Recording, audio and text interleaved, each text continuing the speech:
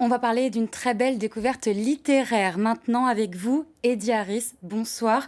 Vous êtes l'auteur de ce livre, Le Mississippi dans la peau, sorti début septembre. Ce livre, il parle de votre deuxième voyage le long du Mississippi en canoë, 30 ans après votre premier périple que vous aviez aussi raconté dans un livre en 1988.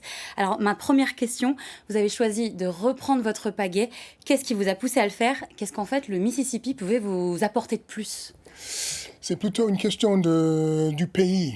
La première fois que j'ai fait le voyage, c'était pour moi, pour me découvrir. La deuxième fois, c'était pour redécouvrir le pays, pour voir comment le pays a changé après 8 ans d'Obama, avec le spectre de Trump sur l'horizon. Et justement, qu'est-ce qui a changé 30 ans après? Beaucoup de choses. Le fleuve physiquement a changé. Mais le but, en fait, c'était les rencontres. Je voulais savoir qui est l'Amérique à travers les Américains. Et là, il n'y a rien à changer. Le premier voyage, c'était magnifique parce que les rencontres étaient aussi magnifiques. Deuxième voyage aussi. Et les gens sont généreux, ils sont compliqués, mais ils sont là, ils sont présents. Et ça, c'est très important. Et par contre, ce qui a changé, vous l'expliquez dans votre livre, en tout cas on le comprend au fil des lignes, c'est peut-être votre rapport à l'écologie et aussi par exemple votre observation sur le racisme aux États-Unis. Vous dites par exemple, rien n'est plus américain que la haine raciale. C'est bizarre, mais même avec toutes les rencontres qui étaient magnifiques, il y a le base des États-Unis, l'éthique des États-Unis, c'est un peu raciste. Donc je voulais savoir comment un noir vulnérable, tout seul, dans son canoë, allait être reçu par les gens. Et ça, c'était incroyablement bien. Ils sont généreux toujours. Et alors, dans votre livre, j'ai aussi trouvé que c'était une sorte de quête initiatique, même presque philosophique. C'est très philosophique, je crois.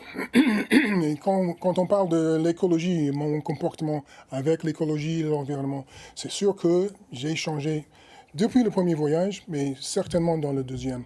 En quoi vous avez changé? On m'a demandé si j'étais en colère, par exemple, entre les deux livres des deux voyages. Est-ce que je suis plus en colère dans le deuxième livre? Et ma réponse est non, je ne suis pas plus en colère. Je ne suis jamais en colère, en fait.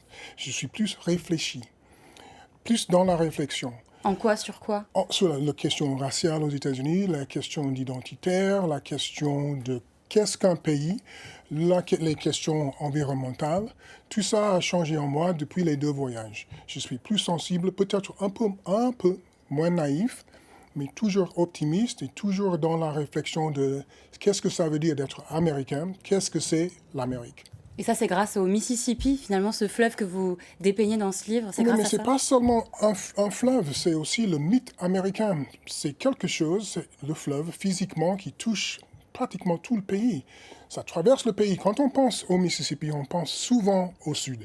Mais en fait, ça commence tout près de la frontière avec le Canada jusqu'au golfe du Mexique. Alors, Donc ça traverse le pays et ça rejoint le pays et ça draine 37 ou 35 États plus quelques provinces de Canada. merci beaucoup, Eddie Harris, d'avoir répondu à cette invitation. Une micro-question, est-ce que vous comptez repartir une troisième fois en un mot? Dans 30 ans, oui. D'accord. Merci beaucoup. Et je le rappelle, cet ouvrage, Le Mississippi dans la peau, c'est un ouvrage passionnant à vous procurer aux éditions Liana Lévy.